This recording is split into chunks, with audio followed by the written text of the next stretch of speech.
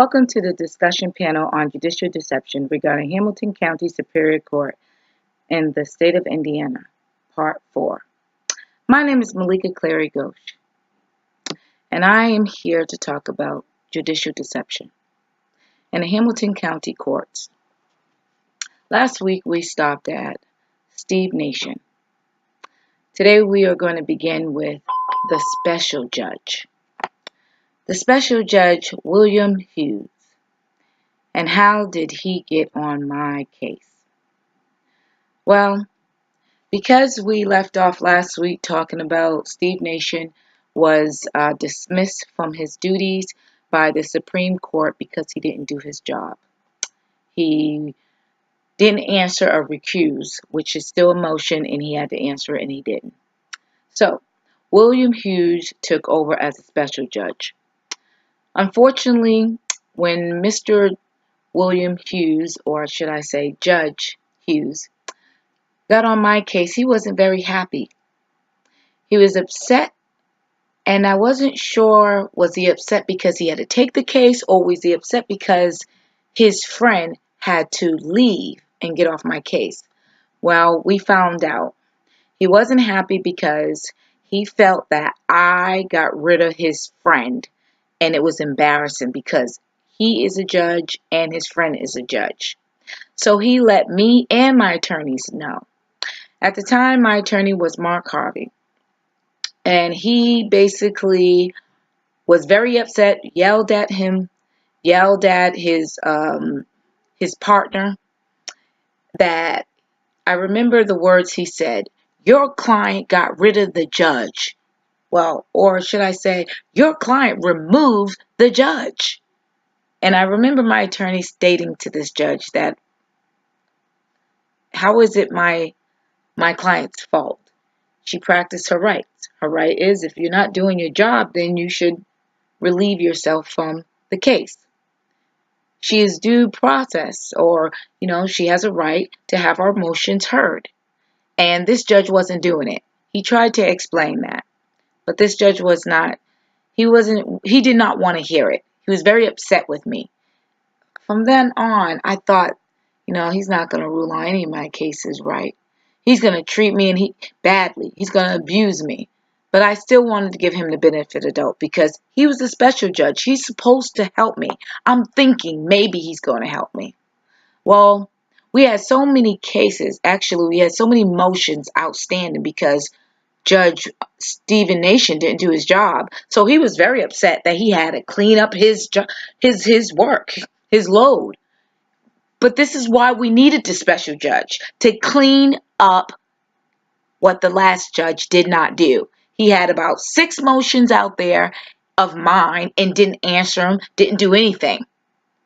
So this judge was upset because his friend, who happened to be the judge previous, didn't do his job. That is not my fault. He didn't do his job. So, Judge Hughes wasn't happy from taking that case.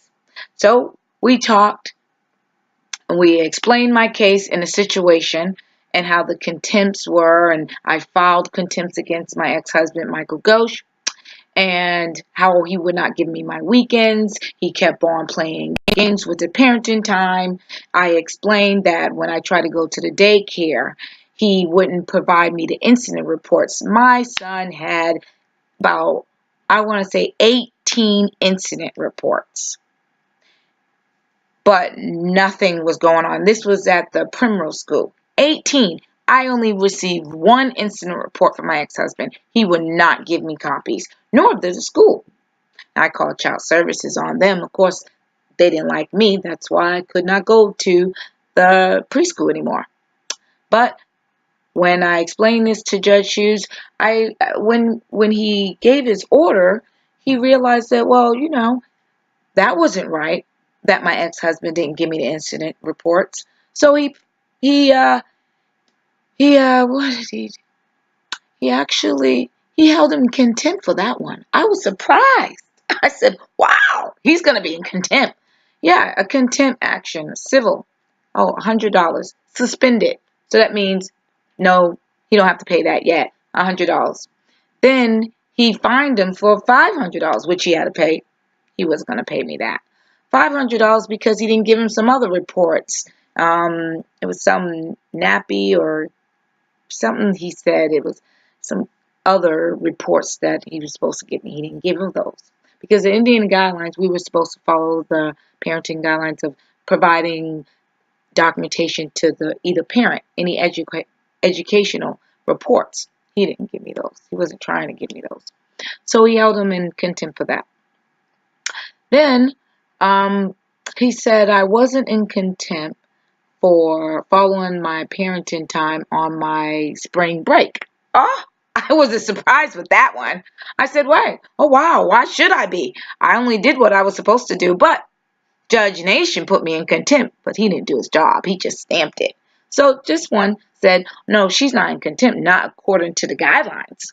Oh, I was like, oh, we're really going to go somewhere with this one. Whoa, I thought so until I looked at his order. Oh, well, his order said that here we go. We got Malika in contempt for $8,000 of attorney fees because she litigates. Oh, I'm sorry. I have no reason going to court. These things I'm not receiving. So I got $8,000 of attorney fees in contempt. Wow, sure beats my ex-husband's $500. Oh, but we don't stop at that. Then he put me in contempt for $7,000 and no child support. I didn't have child support back then. I had to pay expensive child care, daycare, where I didn't even have any knowledge that he was taking him to these expensive daycare that I couldn't afford, but he took him there anyway. So I'm responsible for paying this real expensive daycare.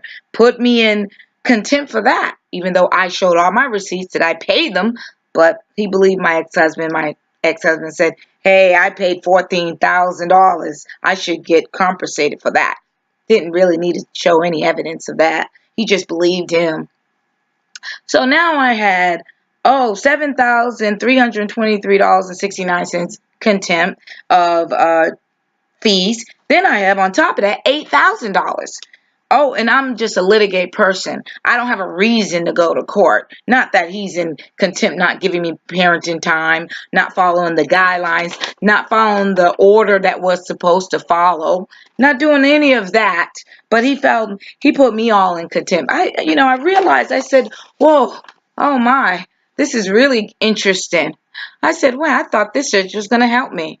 Well, during this whole time I'm in court with him, that's all he did was insult me, insult my lawyers. He felt that, because I got rid of the other judge, he wasn't going to give me any breaks. Oh, I thought, maybe he's really going to do his job. That's all I want is fair justice. No, I didn't get justice. No, I got somebody who was very upset and who decided to take it out on me because I got a voice. I have a voice. And that's what happened. But that's the beginning. I didn't realize that he was really going to get me good. And I said, okay, that was the first hearing that we had with him. And I said, okay, I see how this is going. This not going very well. But I said, you know what?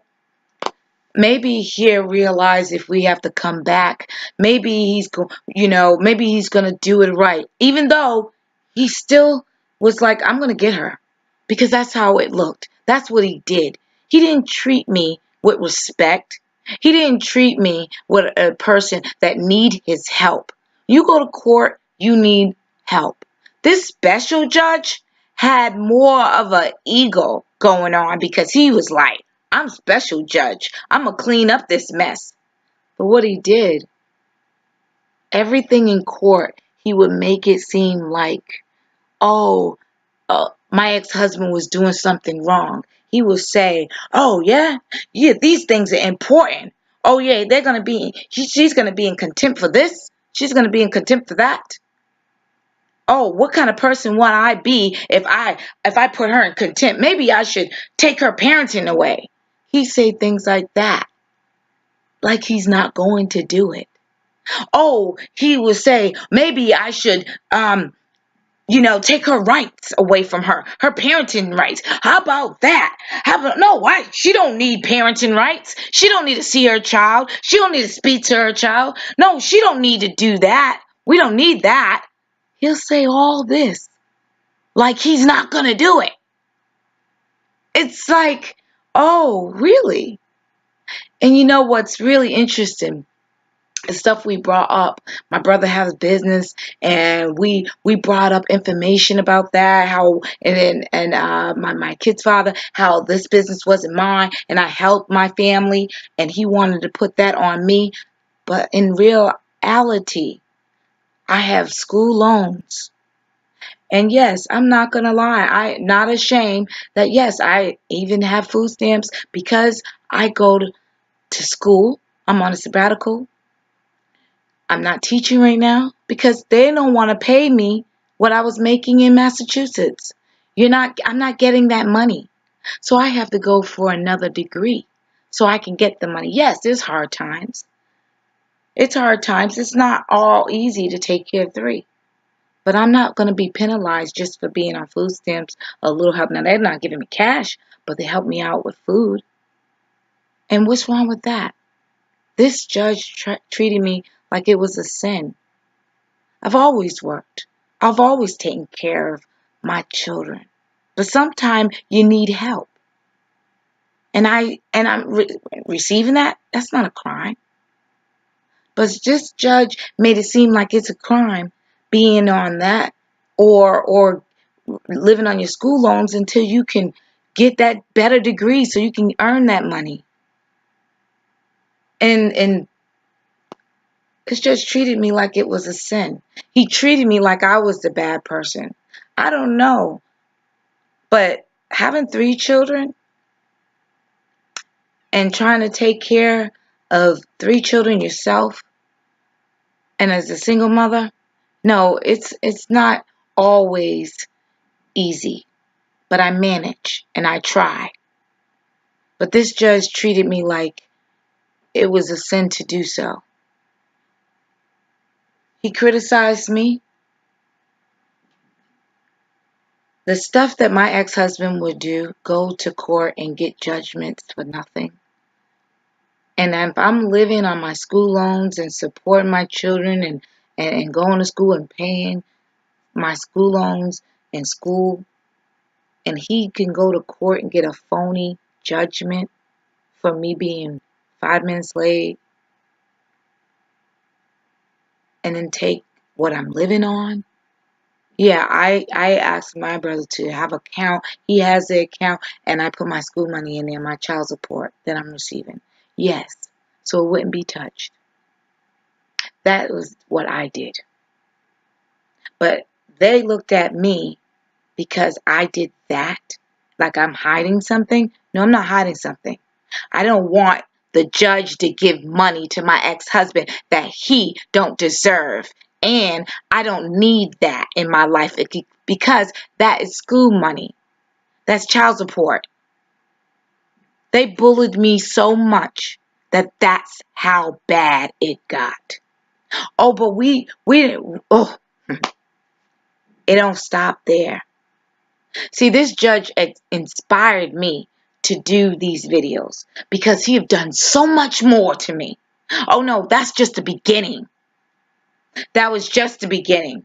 Now, we're leaving with this hearing, with giving my ex-husband $15,000. Now, mind you, this is a lawyer who's making $92,000. And at that time, I was just working part-time teaching and the food stamps, living on school loans, trying to take care of what I can take care of in a state that I wasn't accustomed to. But I was surviving. And I'm penalized because I'm surviving.